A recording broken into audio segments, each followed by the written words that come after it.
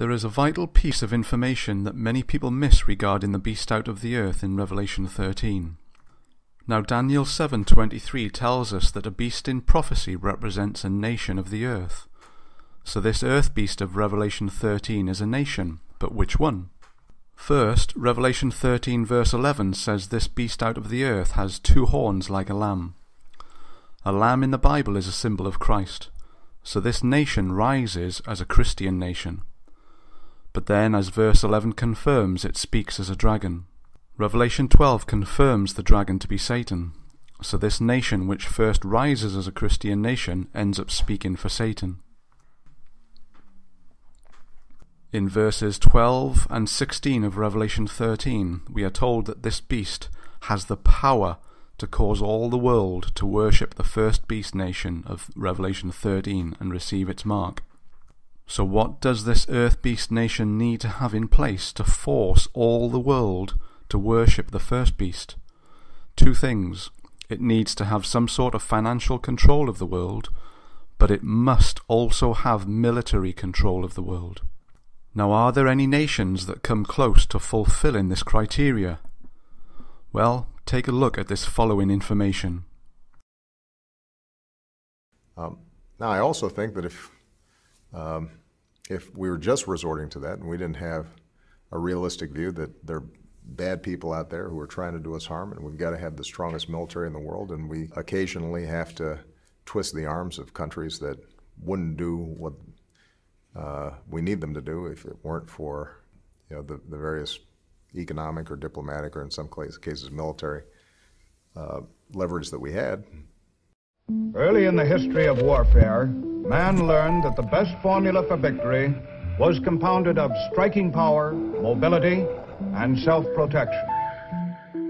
The U.S. is easily the most powerful country to have ever existed, and it certainly spends more on its military budget than any other country does today. That's all pretty well known. But less well known is the fact that the US has around 800 military bases around the globe. This map can't even show that many dots. These are just 200 or so dots to give you an idea of where these bases are clustered. These bases are everything from massive military compounds to small airstrips in the middle of the ocean. If you combined all the foreign bases that every other nation has outside of its own borders, you get a total of about 30. There's never been a country with such a massive global presence. And the big question is, how did these bases get there in the first place? And how much is it costing US taxpayers to keep them open? Most of these bases cropped up after World War II, when the US set up in places like Germany and Japan to help maintain peace after an era of intense global war. But we cannot expect these people to discard Nazi ideas with the casual air with which they abandoned their uniforms. Slowly, steadily, they must be taught the fundamentals of democracy. Our task is to supervise this training in democracy. Even though these countries are now stable, robust democracies and allies, the US still has 50,000 troops in Japan and 54,000 in Germany.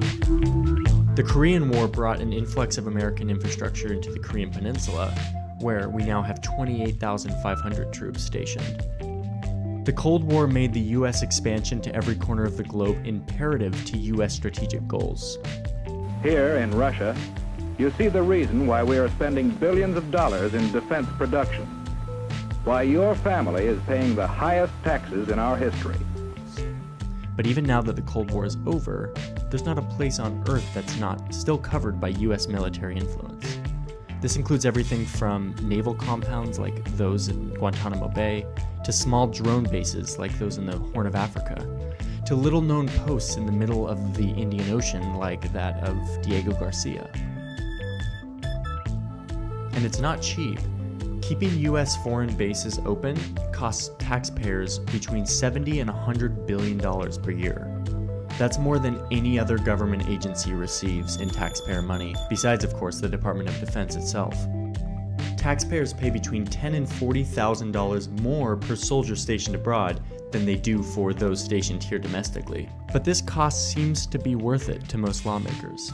The idea that US military leadership provides an indispensable stability to the globe is now a fixture of our global strategy and our foreign policy. In an uncertain world, full of breathtaking change, the one constant is American leadership. You can't have stability without American leadership. There's only one nation in the world capable of rallying the freedom-loving people of this planet to confront evil. American leadership is not just respected, it is required. So over the past 70 years, the US has set up bases all over the world in response to threats, and then they just never left. These 800 bases around the world represent a massive system of military power that isn't often talked about. Is there any nation on Earth that comes even close to matching the Earth Beast the way America does? No. All other nations are a million miles away from having the control over the world like America does. Now, some people say that China has overtaken America as the leading financial power, but they fail to realize the financial trouble that China is in today. And yes, it would seem that America is in financial trouble too, but America is controlling things in the background that we don't know about. We reported on a news article 5 years ago which confirmed that it is America who owns China and has control over its financial system, not the other way around.